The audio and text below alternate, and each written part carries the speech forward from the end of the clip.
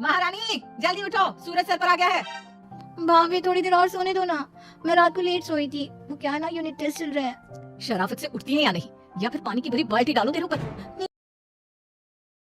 तीन बहनों की लालची भाभी। करिश्मा, रेशमा और मनीषा तीन बहनें हैं। उनका एक भाई भी है, मयंक। मयंक अपनी बहनों को बहुत प्यार करता है, लेकिन मयंक की पत्नी सविता इस मामले में मयंक से बिल्कुल ही अलग है। वो अपनी ननदों का जितना बुरा कर सकती है उतना बुरा करती ही रहती है और अपनी ननदों पर हुक्म भी चलाती है। करिश्मा, करिश्मा, तुमने अभी तक नाश्ता नहीं बनाया? तुम्हारे भैया को ऑफिस जाने में देर हो रही है। हाँ भाभी, बस अभी बनाती हूँ। करिश्मा, तुम ये ढीलापन छोड़ दो। कल को पराये घर जाना है, वहाँ अगर तुम इस तरह से काम करोगी तो लोग क्या कहेंगे कि माँ ने और भाभी ने कुछ सिखाया नहीं। और तुम्हारी दोनों बहनें कहाँ है? रेशमा मार्केट गई है और मनीषा सो रही है। क्या? सुबह के 8 बज रहे हैं और ये महारानी अभी भी सो रही है? ये कहते हुए सविता अपनी सास दुर्गा देवी के पास जाती है। माँ जी, देख रही हो आपकी बेटियों के तौर तरीके? क्या हुआ बहू, सुबह सुबह क्या कर दिया मेरी बेटियों ने? अरे एक तो अभी अभी उठकर किचन में गई है, दूसरी सुबह सुबह बाहर चली गई और तीसरी अभी तक सो रही है। क्या करूं मैं इन तीनों का, मैं तो परेशान हो गई हूँ। जा जाकर उठा उसे और रेशमा से मैं बात करती हूँ। सविता सीधा मनीषा के कमरे में जाती है और उससे कहती है, महारानी जल्दी उठो, सूरज सर पर आ गया है। भाभी थोड़ी देर और सोने दो ना, मैं रात को लेट सोई थी। वो क्या है ना, यूनिट टेस्ट चल रहा है। शराफत से उठती है या नहीं, या फिर पानी की भरी बाल्टी डालो तेरे ऊपर। नहीं भाभी, मुझे बिस्तर में नहीं लाना, उठती हूँ मैं। मनीषा जल्दी से उठकर बाथरूम में चली जाती है। सभी आराम से बैठकर नाश्ता कर रहे होते कि तभी रेशमा बाजार से हाथ में सामान लिए आ जाती है। रेशमा को देखते ही सविता उस पर बरस पड़ती है। लो, आ गई महारानी। ऐसा भी क्या सामान लाना था जो सुबह आंख मलते ही बाजार की तरफ रवाना हो गई?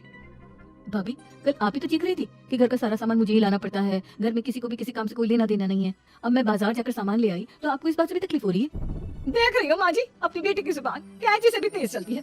और मयंक, आप तो कुछ कहेंगे नहीं अपनी लाडली बहन को। रेशमा, अपनी भाभी से ऐसे बात नहीं करते, चलो माफी मांगो। भैया, मैं क्यों माफी मांगू? आप भाभी से बोलिए ना कि हम पर कम हुक्म चलाया करे। हम इस घर की बेटियां हैं और आपकी पत्नी की ननद है, नौकरानी नहीं। लो कर लो बात, इनकी भलाई के लिए कुछ भी बोलो तो इन्हें बुरा लग जाता है।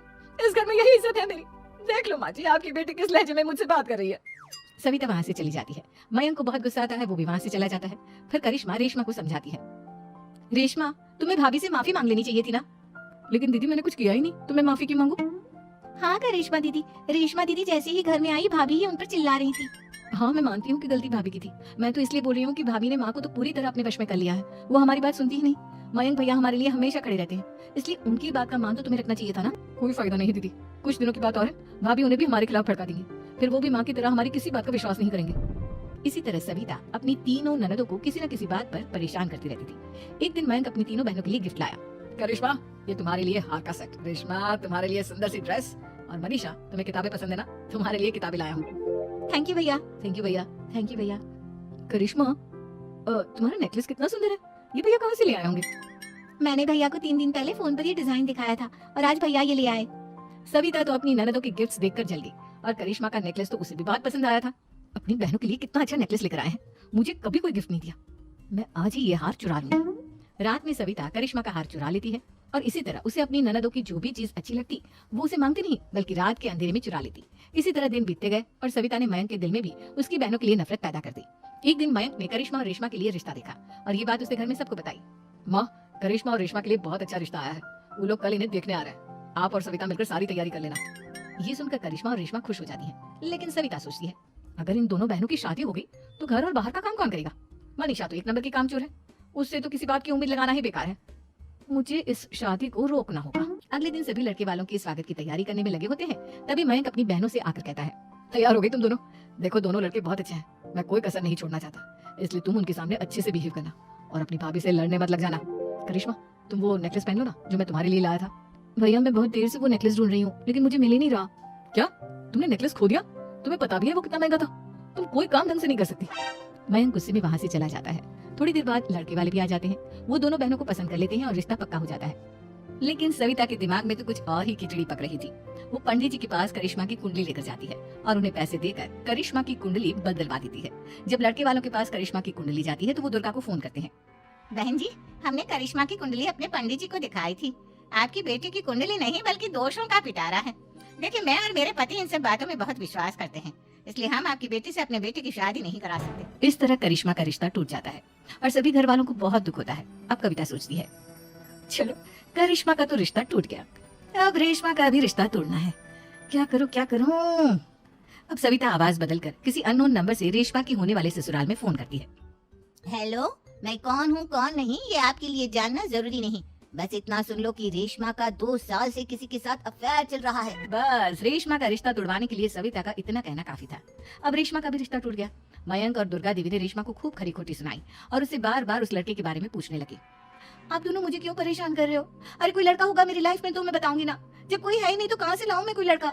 तेरे होने वाले ससुराल वालों को फोन किसने किया था? माँ मैं नहीं जानती किसने फोन किया था, मैं सच कह रही हूँ। मैं तो पहले ही कह रही थी इसकी लगाम खींच कर रखो, लेकिन मेरी सुनता ही कौन है। आप चुप रहिए भाभी, ये सब आपका ही किया धरा है। अब तीनों बहनों को विश्वास हो जाता है कि ये सब उनकी भाभी ही कर रही है। तीनों बहनें अपनी भाभी को सबक सिखाने के लिए एक वकील कर लेती है और घर में हिस्सा मांगा। देखो भैया, माँ बाप की जायदाद में जितना बेटों का हक होता है उतना ही बेटियों का, इसलिए इस घर के 4 हिस्से होंगे और हमें अपना हिस्सा चाहिए। मैंने तुम्हारे लिए क्या क्या नहीं किया और तुम इस घर में हिस्सा मांग रही हो? भैया आप और माँ हम बहनों की कोई बात नहीं सुनते हो और भाभी हमारी शादी नहीं होने देगी क्योंकि उन्हें लगता है कि आप हमारी शादी में ज्यादा पैसा लगाओगे और उन्हें हम जैसी फ्री की नौकरानी कहाँ मिलेगी। तो हम भाभी के साथ तो रह नहीं सकते, हम बहनों को अपना हिस्सा चाहिए। अरे तुम्हें शर्म आनी चाहिए अपनी भाभी पर ऐसा इल्जाम लगाते हुए, वो तुम्हारे बारे में कितना सोचती है। हाँ माँ, भाभी हमारे बारे में बहुत सोचती है, दिन रात बस यही सोचती रहती है कि किस तरह से अपनी तीनों ननदों को परेशान करूं और कभी मुझे पढ़ने भी नहीं देती। दोनों बहनों का रिश्ता भी तो इन्होंने ही तोड़वाया है और रात में हमारे कमरे में आकर हमारी चीजें भी चुराती हैं। इसी तरह सविता की तीनों ननदें अपनी बात पर अड़ी रही। अब कोर्ट में तारीख भी शुरू हो गई। जब सविता को लगा कि उसकी तीनों ननद इतनी आसानी से नहीं मानने वाली, तो उसने अपने पति और सास को सारी सच्चाई बता दी और अपनी तीनों ननद से माफी मांगी। मयंक और दुर्गा को भी अपनी गलती का एहसास हो गया। अब सविता खुद करिश्मा और रेशमा के लिए अच्छा रिश्ता ढूंढती है और उनकी